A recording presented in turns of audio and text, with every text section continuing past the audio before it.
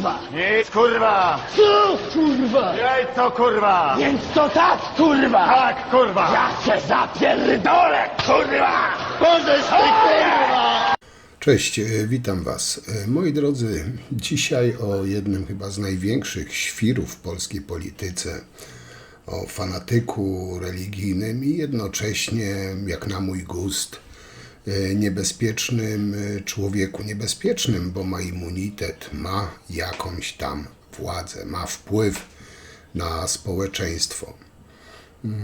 A mówię tu o Braunie i powiem Wam, że naprawdę zastanawiam się szczerze, co my jako naród, jako nasz kraj, jako Polska, jako Polacy w przeszłości zrobiliśmy nie tak, że jesteśmy teraz karani wysypem całej masy różnej maści, nie wiem, fanatyków, idiotów, po prostu kompletnych świrów, niebezpiecznych ludzi. Normalne jest, że w każdym kraju tacy są, ale robi się niebezpiecznie, gdy tacy ludzie są na świeczniku. Jak pewnie słyszeliście, w Krakowie zginął bardzo szanowany i lubiany lekarz ortopeda przez świra, po prostu przez świra.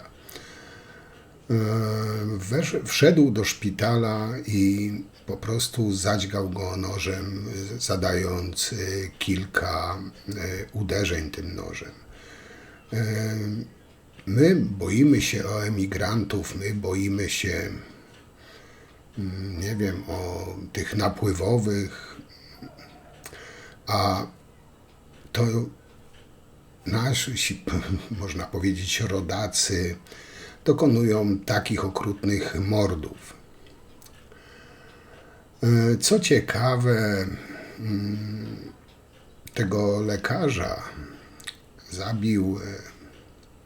zamordował człowiek, który pracował w służbie więziennictwa.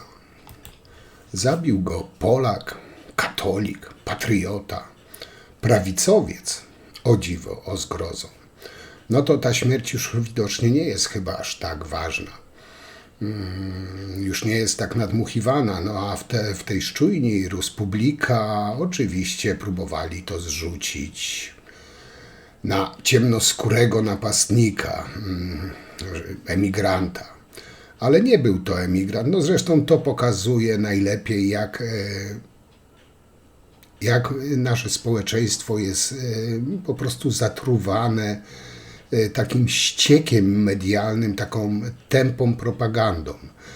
I to wszystko ma związek z Braunem, bo dzisiaj będzie o Braunie, tylko pozwólcie, że zrobię takie trochę drobinkę dłuższy wstęp, bo chcę Wam pokazać, dlaczego w ten sposób właśnie myślę. Także wracając do tej tragicznej śmierci tego szanowanego lekarza, Republika, ten ściek medialny, oczywiście szczuje na emigrantów. Ja nie mówię, że emigranci to samo dobro i tak dalej, nie. Ale patrzmy na to realnie. To nie emigrant zabił tego lekarza, tylko Polak z prawej strony. A czemu z prawej strony? Bo został zatrudniony, z tego co udało mi się dowiedzieć, nie wiem na ile to jest prawdy, ale na pewno został zatrudniony ponad 2 lata temu i z tego co mi się obiło uszy, tutaj nie mówię, że to jest potwierdzona informacja, podobno przez samego naszego doktora Patryka Jakiego. Zresztą system rekrutacji do służb mundurowych, jak wiecie, został też zreformowany przez PiS. I może dlatego taki chory umysłowo człowiek dostał się do służb więziennictwa. Ale o tym jakoś te prawicowe media dziwnie milczą. Próbują to zrzucić oczywiście na emigrantów. I do czego zmierzam? Otóż, moi drodzy, Jeden fanatyk, świr po prostu, wparuje do szpitala i zatrzyma obywatelstwo, aresztuje lekarza. Drugi napisze później w necie, że takich lekarzy należy mordować. A trzeci wyciągnie z tego wnioski, że należy wyciągnąć nóż i komuś wbić w pierś. Tutaj słowa i akty po prostu mają moc. I dla mnie właśnie między innymi Braun pokazał, jak to się robi. Najpierw Oleśnica, teraz Kraków, to jeszcze nie wszystko. Zastanawia mnie jedno, dlaczego policja mimo tylu wybryków, które on już zrobił, ma immunitet, ale prawo jest takie, że policja ma prawo zatrzymać takiego jegomościa, tylko musi od razu to zgłosić do marszałka Sejmu. I się zastanawiam, kiedy pojawi się taki odważny policjant, prokurator, że zakuje tego niebezpiecznego świra w kajdany, zanim znowu napadnie na kolejnego lekarza, na kolejny szpital, zdezorganizuje pracę szpitala lub zagrozi bezpieczeństwo innych pacjentów. I powiem wam tak, obserwując te występy Brauna i jego zwolenników, nie wiem czemu, ale coraz bardziej mi to wszystko przypomina Berlin 1939 roku, kiedy Hitler dochodził do władzy. Napuszczanie jednych na drugich, ta antysemicka propaganda, tu w Polsce szczucie na Ukraińców, no w Niemczech na inne kraje. To jest żywcem wyjęte z Berlina 1939 roku. I pewnie wielu się ze mną tutaj nie zgodzi, ale dla mnie Braun po prostu jest niebezpiecznym fanatykiem, który z pewnością nic dobrego dla Polski nie wniesie. I widzę to, zdaję sobie sprawę, że wielu młodych ludzi jest nim zachwycona, idzie za nim jak stado baranów na rzeź. Po prostu lubią zadymy, afery, im to imponuje. Ale dla każdego myślącego człowieka ten właśnie osobnik, według mnie osobiście, jest po prostu zwykłym tchórzem i robi swoją karierę na destabilizowaniu państwa, na zadymach, po prostu na zwykłej patologii. I szczerze wątpię, że gdyby nie miał immunitetu, nie byłby taki odważny. Po prostu jest pieprzonym hipokrytą, który zasłania się immunitetem. I powiem tak, w mniemaniu Brauna lekarka z Oleśnicy popełniła przestępstwo. Poszedł ją aresztować, zatrzymać obywatelsko. Czyli w moim mniemaniu Braun już popełnił wiele przestępstw. Więc teraz i ja, i inni powinni zatrzymać Brauna, zamknąć go w jakimś pomieszczeniu. Jeśli Braunowi wolno, to i mi wolno. Wszyscy równi wobec prawa. Oraz wszystkim innym wolno zatrzymać tego niebezpiecznego fanatyka. Może też jakiś, nie wiem, europoseł pomoże go zatrzymać, czy jakikolwiek poseł. Zobaczymy, jak będzie się wtedy tłumaczył, czy wolno, tak czy nie. Czy jednak będzie twierdził, że Polskę obejmuje prawo, a nie samosądy. I jestem pewien, że gdyby się jego tak obywatelsko zatrzymało, machałby immunitetem przed nosem i krzyczał o pozbawianiu praw obywatelskich, o naruszaniu nietykalności posła i lamentowałby, że został zaatakowany i niesłusznie zatrzymany. To jest taki kolejny pieprzony hipokryta, który umie wykorzystać, powiedzmy, słabość, naiwność innych ludzi. Pan kłamie, przez cały czas pan atakuje, przez cały czas pan bazuje na bardzo złych emocjach. Ja panu powiem, że moim zdaniem dla takich ludzi jak pan nie powinno być w ogóle miejsca w polskiej polityce. Słyszycie? Dlatego, że mówi pan po prostu rzeczy obrzydliwe. Nie mówię w tej chwili o klimacie, właśnie o tym, o wszystkim, o czym teraz pan powiedział. Czas na ripostę Grzegorza Brauna, 30 I sekund. trzeba być zbulwersowany, bo przez cały czas pan robi na tragediach ludzkich, próbuje pan robić To swoją właśnie karierę państwo polityczną. przegłosujecie 18 maja. Czy to ma być Polska, czy land eurokołchozowy, w którym naród polski coraz bardziej marginalizowany przez proces ukrainizacji, przez proces judaizacji i Proces napływ judaizacji, co pan opowiada, subsaharyjskich inżynierów. No parę dni temu był pan oflagowany tym Nieprawdopodobne żydowskim żonkilem, tym znakiem O hańby czym i pan mówi? podległości. Jakiej hańby? To było powstanie w Grzegorz getcie. Braun O będzie czym jeszcze- pan opowiada? To są bohaterowie To jest naszej Grzegorza historii. Brauna, będzie To jeszcze- jest nieprawdopodobne. Ja tego nie będę słuchał. Dziękuję panu bardzo.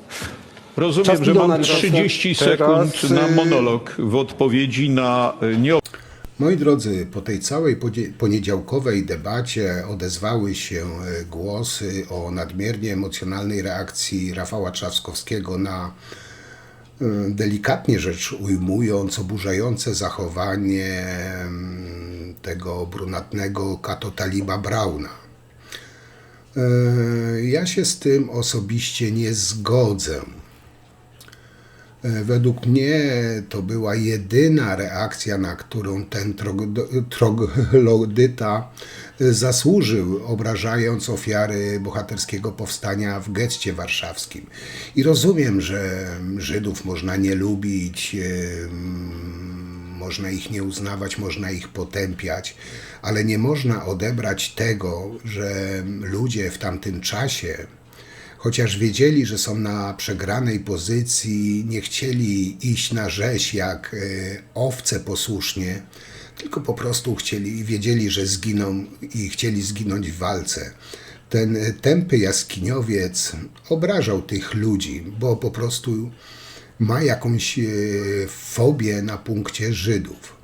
Ten osobnik z ewidentnymi zaburzeniami emocjonalnymi nazwał znakiem hańby żółty żonkil wpięty w klapę jako symbol powstania w getcie warszawskim. Według mnie hańbą jest jego obecność w przestrzeni publicznej. I to jest naplucie Polakom w twarz. Jak dla mnie ten człowiek wobec antysemityzmu, pogardy dla kobiet, który jest według mnie taki typowy agent rosyjski, taka śmierć na kilometr od niego ruską onucą, według mnie powinno się go w ogóle nie brać pod uwagę w jakichkolwiek debatach publicznych, nie podpisywać się swoją osobą pod takim osobnikiem jak Braun. Zresztą nie tylko Braun, bo taka typowa banda prorosyjska w tych wyborach prezydenckich jest większa. Bo Braun to jedno, Mencen, ten Maciak, czy jak on tam. Ludzie, nasi przodkowie walczyli o to, żeby po prostu uwolnić się spod tego objęcia Rosji, żeby Polska w końcu wyszła spod panowania Rosji. Ci usłużnie walczą o to, by z powrotem pod but rosyjski wejść. Ja się z jednej strony im nie dziwię, pewnie im byłoby lepiej pod butem Rosji niż, no, jak to Braun nazywa, pod eurokołchozem, czy jakieś tam jeszcze inne jego wymysły.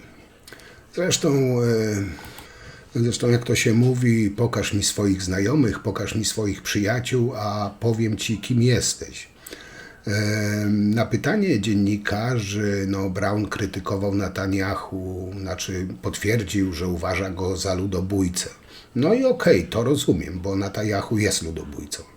Ale na pytanie, czy też powie, że Putin jest ludobójcą, Braun zaczął swoje wywody, byle ominąć temat i powiedzieć wprost, że Putin jest ludobójcą.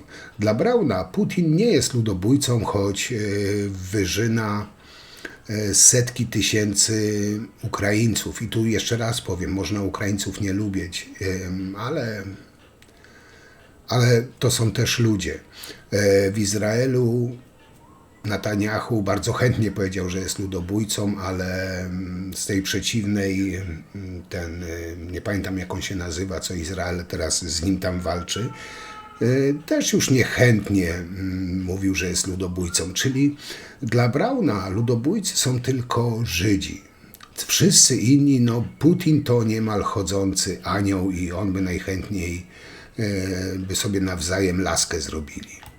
Wracając jeszcze na chwilę do tej poniedziałkowej debaty, gdzie Braun pokazał po prostu, jakim jest prostakiem i gburem. Tutaj mam żal do moderatorów, za brak protestu właściwie jakiejkolwiek reakcji w stosunku do jawnie antysemickiego, ale za to prorosyjskiego Brauna. Mam też żal do wymiaru sprawiedliwości, że tak długo zabiera mu rozliczenie tego prymitywa za wszystko to, czym przynosi on po prostu Polsce wstyd. Mam też żal do uczestników za to, że PKW trzyma się jedynie zasady 100 000 podpisów, by kandydata zarejestrować. Patrząc na Brauna, powinien być wymóg jeszcze przejścia badań psychiatrycznych. No i ergo, że nie ma znaczenia,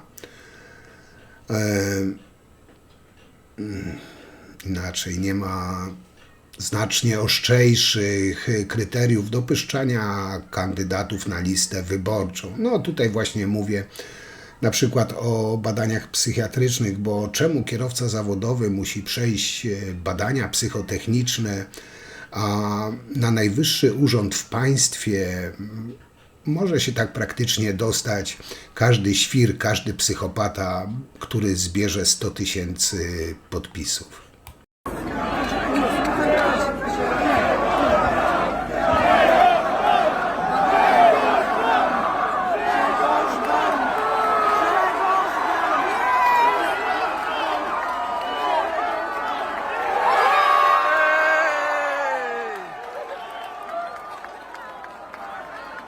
Na ziemię! Moi drodzy, to co przed chwilą zobaczyliście, to najnowszy wyczyn Brauna, czyli szarża, atak na Urząd Miasta w Białymstoku.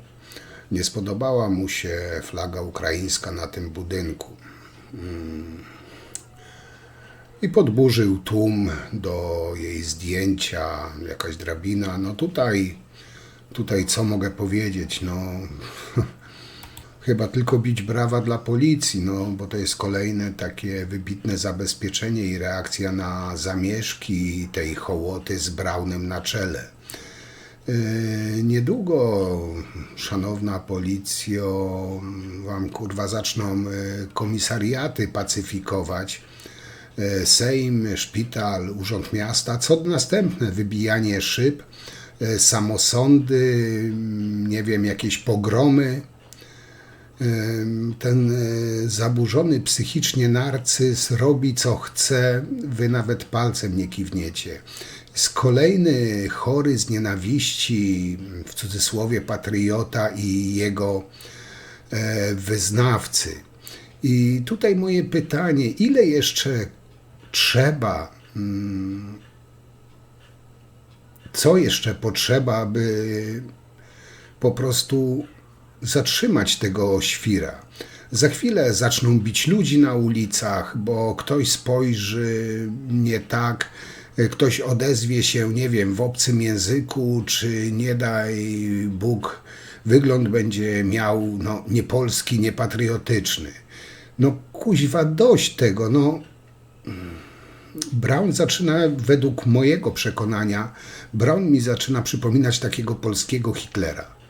Bo powiem wam, że jestem w stanie zrozumieć, że może się nie podobać co niektórym ukraińska czy jakakolwiek inna flaga na budynku urzędowym. Okej, ale do kurwy nędzy, przepraszam za wyrażenie.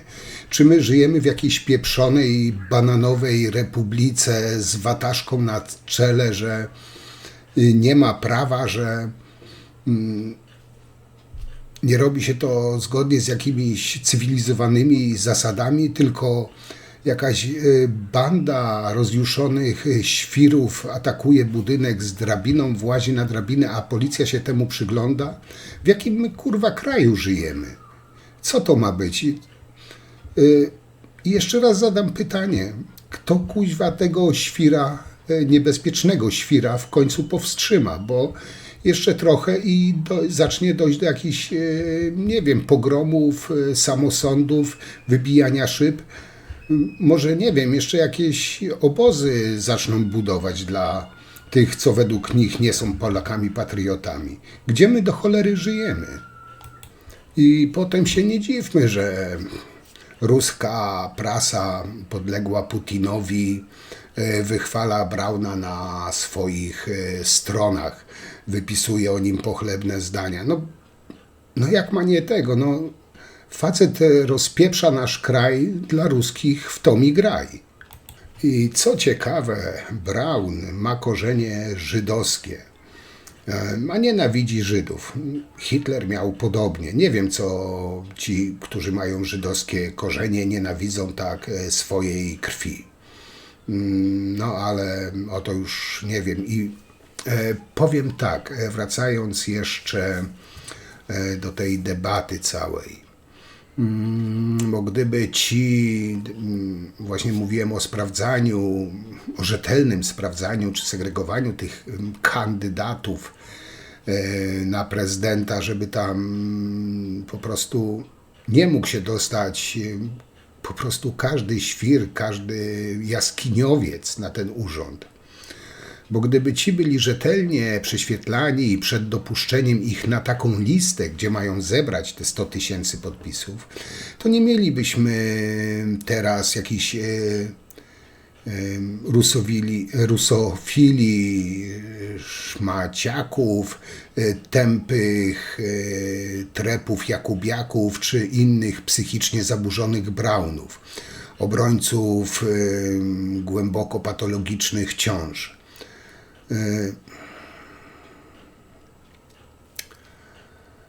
Jak to Braun powiedział, będę kandydował w tych wyborach z boską i ludzką pomocą. Czy on myśli, że jak wymieni Boga na początku, to mu dalej wszystko wolno? To, że jest psycholem, katotalibem, to już tutaj chyba nikogo nie trzeba przekonywać. Mówi o obrazie też uczuć religijnych, ale według mnie prawdziwą obrazą uczuć religijnych jest to, że antysemita Grzegorz Braun, gardzący i obrażający innych ludzi, za każdym razem mówi szczęść Boże. No nie wiem, jak to nawet nazwać, bo to nawet nie jest hipokryzja, to już bardziej chodzi pod, nie wiem, takie zamknięte leczenie psychiatryczne. Proszę o ciszę! Uwaga, cisza! Trzymaj go za rękę. Spokojnie! Żeby go policja nie złapała.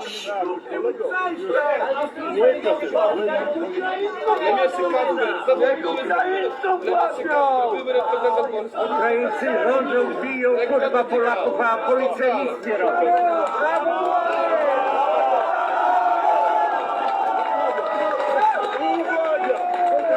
Uwaga! Cisza! Dziękujemy, młody, dziękujemy! Dziękujemy! Dziękujemy! Dziękujemy! Dziękujemy! Dziękujemy! Dziękujemy! Młody! Cisza! Cisza! Biorę Proszę wszystkich Państwa na świadków, że pan Kacper, jako mój asystent przybrany do czynności polskiego posła do Parlamentu Europejskiego, na moją prośbę i moje wyraźne polecenie uczynił to, co uczynił. A zatem to, co moja odpowiedzialność, flaga, jak Państwo widzicie, została z należytym pietyzmem złożona i zostanie przekazana do najbliższego konsulatu państwa, do którego należy. Tak jest. Brawo!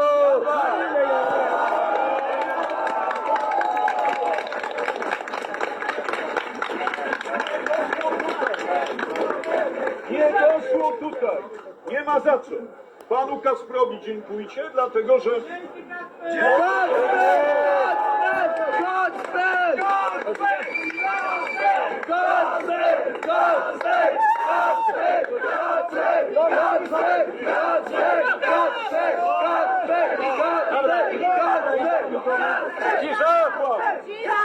Uwaga! Teraz podpiszę gaśnice, które zostały do podpisania. I drabinę! Uwaga! Uwaga! Nowy drabinę postawimy tutaj.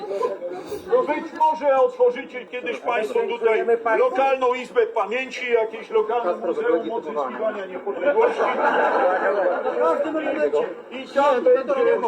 I tam będzie ta drabina zdeponowana. Ale chciałbym, żeby było jasne i wszyscy Państwo jesteście tego świadkami, że naszą akcję przeprowadziliśmy dzięki wzorowej pomocy ze strony Policji Państwowej. Tak jest!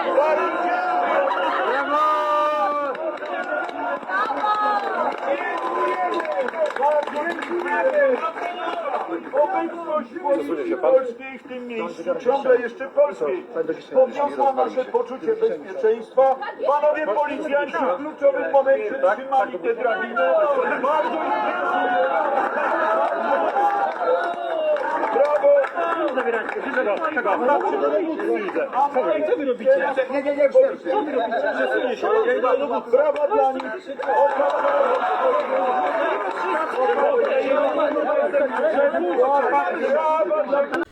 No, chętnie bym porozmawiał, powymieniał się poglądami z wyborcami Mentzena. No, może by nie pobili. W tej całej kampanii prezydenckiej Brauna przyświeca hasło tu jest Polska. W trakcie tegorocznych spotkań przedwyborczych poruszył takie tematy m.in. jak uzależnienie polityki, polskiej polityki Unii Europejskiej czy krytyka polskiej polityki wobec uchodźców z Ukrainy. Oprócz Unii i Ukrainy, których wszystkich wrzuca do jednego wora z napisem banderyści, nienawidzi też oczywiście Żydów. To jest taki naczelny polski żydożerca, którego wstydzi się nawet jego własna siostra. A ja mam dla tego błąkańca jedną radę. Niech sobie pogrzebie nie wiem, w genealogii własnej rodziny. Może się okazać, że ma żydowskie pochodzenie lub po prostu on już o tym doskonale wie. Ale to jest tak samo jak z Kaczyńskim, jest kryptogejem, ale nienawidzi gejów. O tym, że ma korzenie żydowskie, właśnie wam tutaj dzisiaj pokazałem. A może on po prostu nie chce tego faktu dopuścić do siebie, bo on popełniłby seppuku. Lub po prostu tak głośno krzyczy o Żydach, że ich nienawidzi, krytykuje ich tylko dlatego, żeby nikt się nie doszukał, że ma te żydowskie korzenie. Braun to, co mówi, kieruje do określonego elektoratu, do homofobów, antysemitów, rasistów, zagorzałych przeciwników Unii Europejskiej i wreszcie do religijnych fanatyków. Dziwnym trafem często w jednej osobie skupiają się te wszystkie poglądy. Taki światopogląd podziela w dużej mierze PiS i na pewno Konfederacja oraz wyborcy obu tych partii. Należy tutaj jednak zaznaczyć, że politycy tego pierwszego ugrupowania zwykle nie podobni poglądami nie chwalą się zbyt głośno, co innego Mencen i jego kumple. Tak reasumując, jeśli zaliczyć elektorat PiS i Konfederację, to te promile Brauna to jest całkiem, jakby na to nie patrzeć, pokaźny odsetek polskich wyborców. No i to w sumie, powiem wam, przeraża mnie chyba w tym wszystkim najbardziej. I pederaści, to oni rządzą dzisiaj miastem stołecznym Warszawą i to oni starannie, tak to do Teraz pana, mówi Grzegorz panie Braun. prezydencie. Powiem wam tak, Braun obraża wszystkich Polaków, wszystkich, którzy nie pasują do jego chorego umysłu. Ja tutaj się bardzo powstrzymywałem, żeby nie lecieć większymi epitetami po tym chorym psychicznie człowieku. I uważam, że skoro on publicznie może obrażać innych Polaków, każdy inny Polak równie dobrze może jego obrażać na tym samym poziomie. Zresztą już nieraz mówiłem, że ludzie pokroju Brauna innego języka nie rozumieją, bo do prostaków trzeba mówić jak do prostaków. I to chyba na tyle. Mam nadzieję, że was zainteresował ten materiał. Jak wiecie, o Braunie praktycznie nie mówiłem, bo to jest po prostu kolejny świr, kolejny psychopata, katomaniak. Jeszcze tutaj się odniosę do tego krótkiego filmiku, który tutaj wam wrzuciłem, że Warszawą rządzą pederaści, zboczeńcy i tak dalej.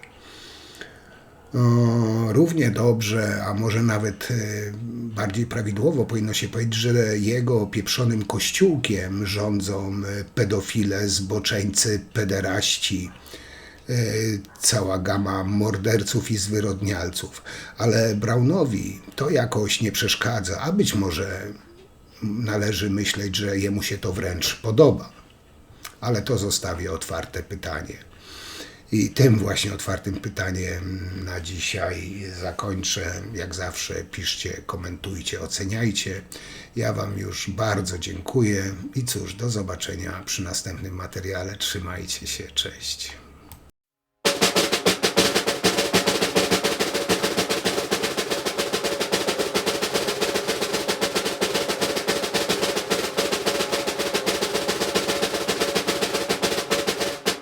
I hope we are talking with the next president of Romania. Passenger Stanisław Paluch, please world.